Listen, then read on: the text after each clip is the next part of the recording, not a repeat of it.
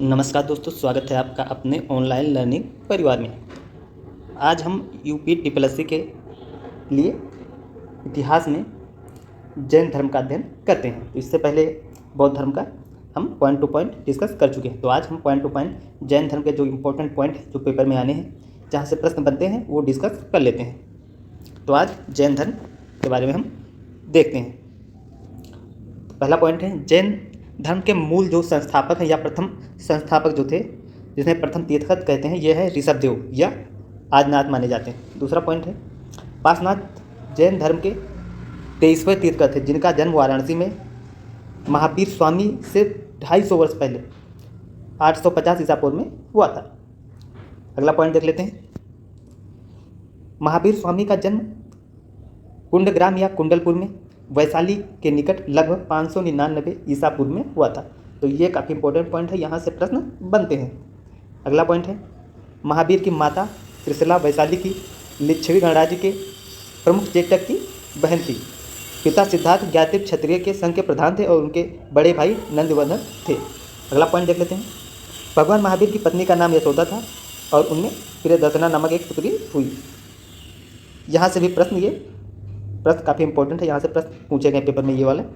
प्रियदर्शना का विवाह जमाली नाम के क्षत्रिय से हुआ था, जो बाद में महावीर स्वामी का अनुयायी बन गया। ये पॉइंट पूछा जाता है। जमाली उनके प्रथम शिष्य था। तो ये कई बार पेपरों में ये प्रश्न आया था कि जमाली जो था उनका प्रथम शिष्य था। अब ये देख लेते हैं कि जैन धर्म के जो प्रतीक चिन्ह हैं वो कौन कौन से।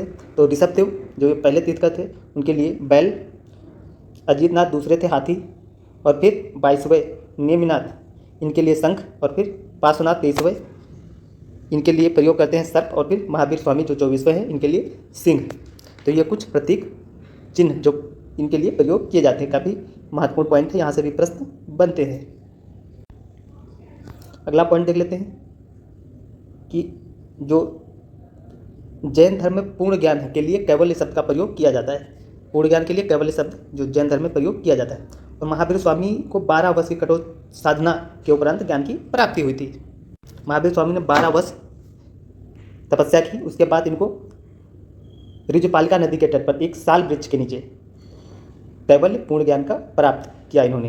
अगला पॉइंट देख लेते हैं। जैन धर्म में मोक्ष के लिए 3 साधन आवश्यक बताए गए: सम्यक दर्शन, सम्यक ज्ञान, सम्यक चरित्र। सम्यक दर्शन, सम्यक चरित्र, सम्यक ज्ञान। यहाँ से भी प्रश्न पेपरों में बने हैं।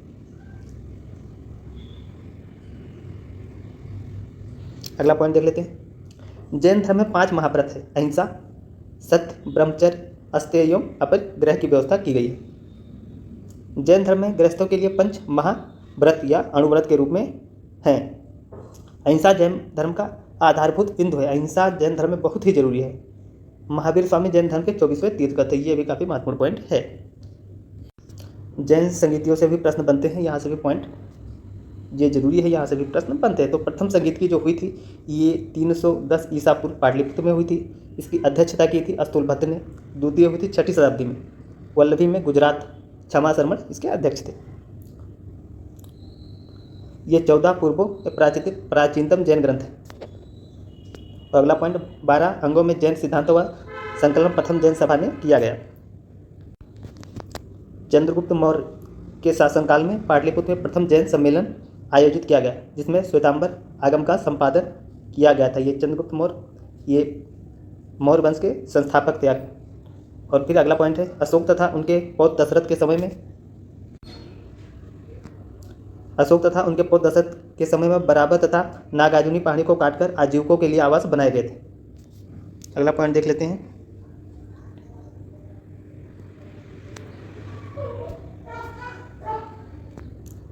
अशोक के समय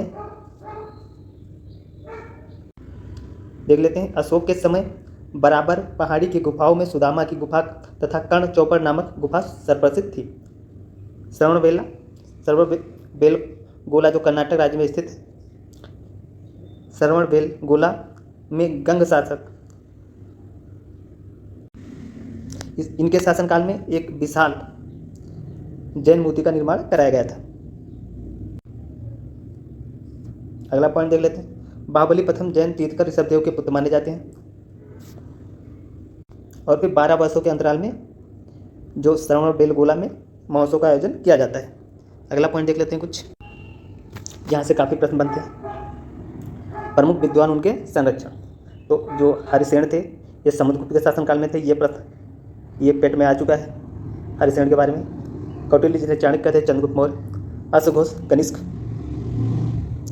नागार्जुन कनिष्क, चरक कनिष्क, बाणभट्ट हर्षवर्धन, फिर चंद्रवरदाई पृथ्वीराज चौहान, कालिदास, चंद्रगुप्त, विक्रमादित्य। तो यहाँ से काफ़ी प्रश्न आए हैं।